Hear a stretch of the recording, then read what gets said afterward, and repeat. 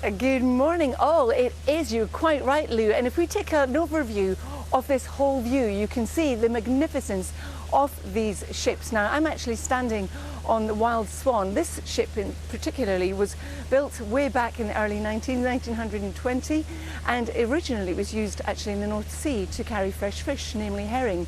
Then it was used during the war as a torpedo ship, and now it's actually going to be making its way across the Atlantic Ocean. It's going to Portugal first of all, then it's going to go to Bermuda, to Boston, and finally to Quebec in Canada as part of this magnificent event. If you want to come down and see these ships, and it's well worth looking at them too, you can do so from tomorrow. You can do that right up until Easter Sunday.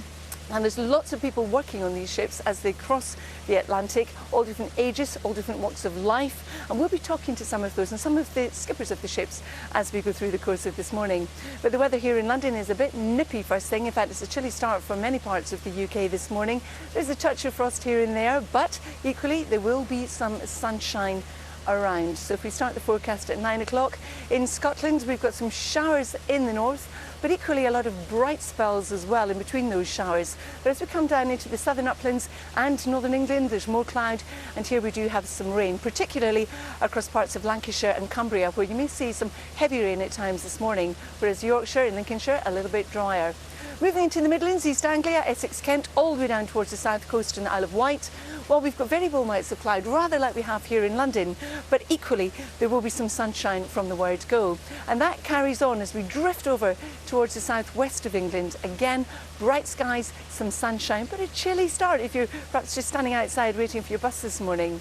Into Wales, South Wales, seeing the sunshine. North Wales, you've got more cloud, and we're also looking at the same rain, which is affecting parts of northwest England. That rain moving out of Northern Ireland by the time we get to 9 o'clock, so the north of Northern Ireland starting to brighten up.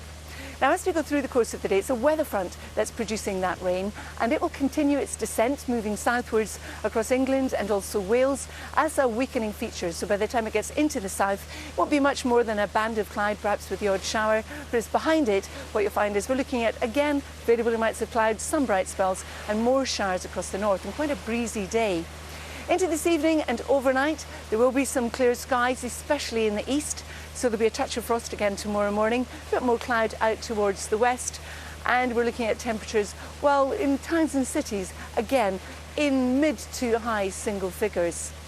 So we start off tomorrow in the east with a lot of brightness, some sunshine, but increasingly through the day in the west, the cloud is going to build and we'll start to see the arrival of some showers. Some of those could be heavy as they come in across the north and the west of the UK, but you know the drill with showers, not all of us catching them.